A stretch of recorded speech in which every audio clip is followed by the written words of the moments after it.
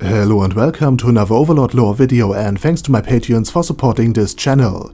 Now today, we will take a look at the many powers Ainz Ooal Gown commands, and we will start with his very own, very personal powers. That stems directly from him. Thanks to his experience as a downtrodden human in a dystopic society, his work life as an underpaid salaryman, his time spent in and knowledge about Yggdrasil, and his relatively new role as an Overlord and melee fighter, Ainz Ooal Gown has many vastly different angles from which to solve problems. Be it his victory against Shaltir, made possible by his newfound melee skills, and by deceiving the Valkyrie with his expert knowledge about her and how PvP in Yggdrasil had worked.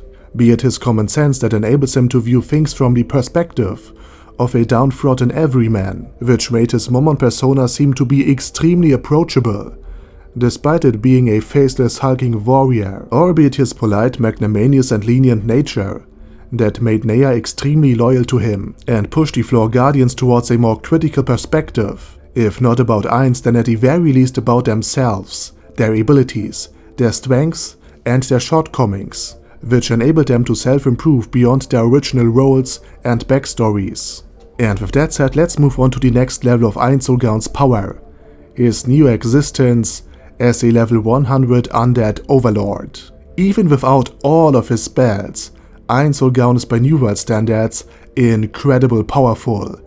His strength is roughly the equivalent of the legendary Gazev Stronov, making him able to beat most of the New World threats with little to no actual effort.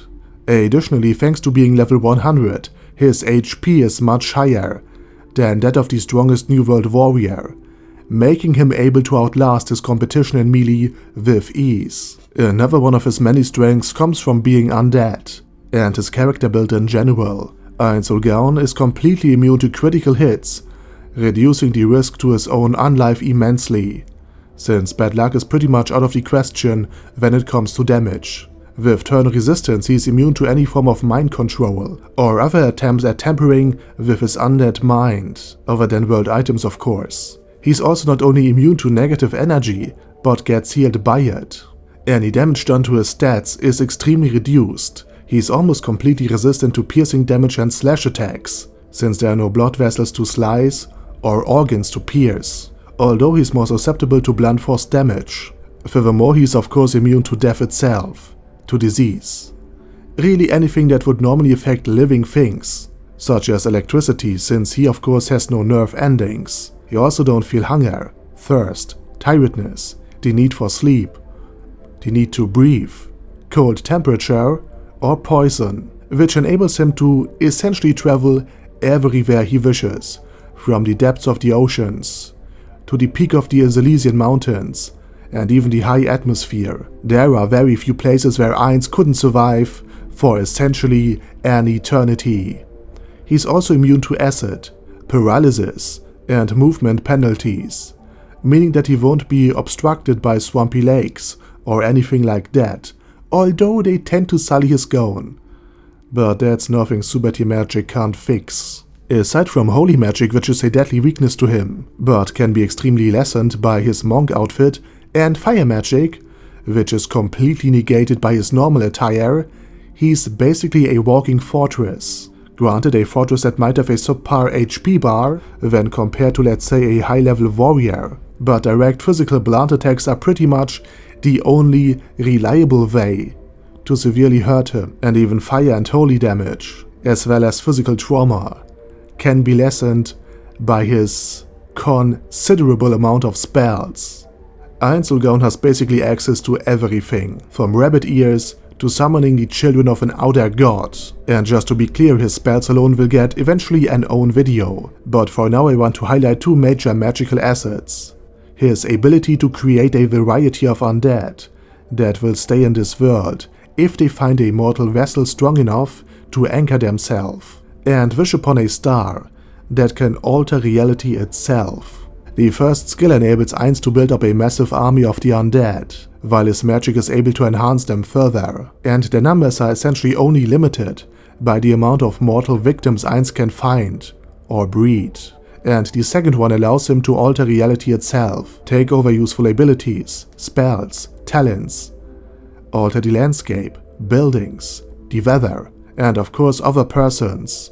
While using wish upon a star for such mundane things as making it rain would be an absolute waste of the spell, since its usage costs experience and there are other spells that can alter the weather. It goes to show that Ainz can not only dominate the undead, but also basically everything around him. Additionally, between his very own powers and independent but absolutely loyal beings, there are of course Ainz Ooal Gown's items. Every single piece of equipment in his normal outfit is god tier, and for most normal level 100 players, it was common to not own even a single piece of the highest level of equipment. His various items overmax his already incredible mana bar, shield him from fire damage, enable him to cast a few free wish upon a star spells, and of course his main cloth looks pretty cool. Also the staff of Ainz Ooal Gown, the guild weapon of the Great Tomb, is his, and his alone to command, and enhances not only his stats, but even his weaker abilities, such as Aura of Fear level 1, to the point that it can penetrate the defense of most of the floor guardians. The staff has also a variety of other abilities, for example the summoning of primal elementars. And speaking of guild weapons, the next part of his power comes from his role as guildmaster / leader of the supreme beings. He's in complete, absolute, undisputed, and total control over everyone and everything in the Great Tomb of Nazarick. Aside from the many minions, the wealth in gold and items, the floor guardians who, relying solely on themselves, are able to conquer or destroy nations within a year, if not months. And super weapons like Gargantua or the strongest entity of the tomb, Rubedo. Ainz Ooal Gown does not only command enough military power to take over the world by accident, thanks to his floor and area guardians, as well as his own ability to create undead, has the manpower necessary to govern each and every corner of it with undisputed, absolute, and direct authority. If Ainz Ooal Gown would lack the number to hold territory, he would be reliant on local nobles, mayors, village elders, and warlords to reign in his name, and since his territory would be quite large, he wouldn't be able to supervise them directly, leaving ample room for resistance and rebellions, especially because the odd half-wit here and there will constantly rant about how he is undead, and so on and so forth. But thanks to his administrative staff, the bureaucracy is efficient, crime rates are low, living standards and security are high, and the people are, at least compared to other areas of the New World, quite happy and well fed, which would be the ideal transition to the Sorcerer Kingdom.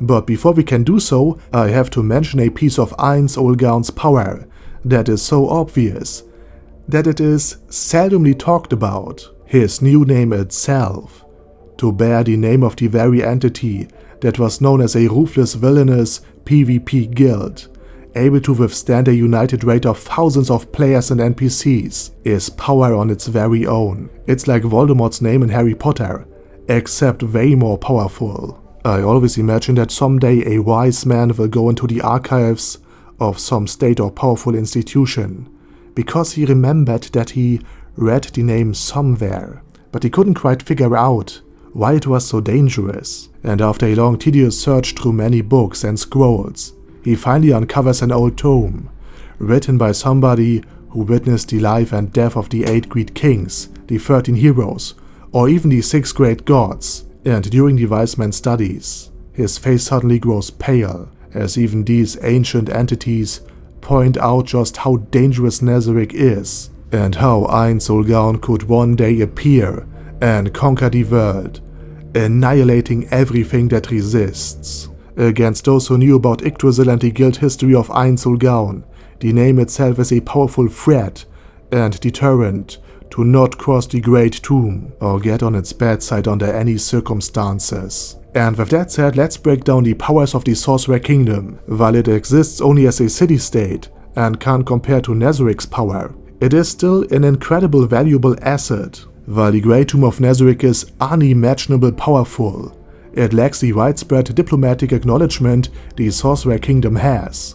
The ability to rule one's own lands and create a kingdom of one's own liking is incredibly liberating. Finally, there's no more need for hiding. Nezarec can act out in the open, rather than, for example, infiltrate the Adventurer Guild in a scheming, sneaky manner. In order to change it to the Overlord's liking, Ainz can openly announce the benefits of his newly reformed state-owned Adventurer Guild and advertise them openly to any audience he chooses. The diplomatic and economic power also enables Ainz Ooal Gown to subjugate without conquest. After applying the right diplomatic pressure, the Empire had requested vassalization and is now a subject of the Sorcerer Kingdom. And since the socio-economic structures stay intact, there's no need for rebuilding or a switch of governments and leadership, creating essentially a new and far greater province of the Sorcerer Kingdom, without any need for violence. On the contrary, the Empire pays for the privilege of importing undead labor. Now everything Ainz Ooal Gown does is seen as the action of a monstrous kingdom, rather than the action of a monstrous lair, which makes a wide difference as far as diplomacy is concerned. Despite their power and them posing a threat, you can't negotiate with a hungry pack of wolves.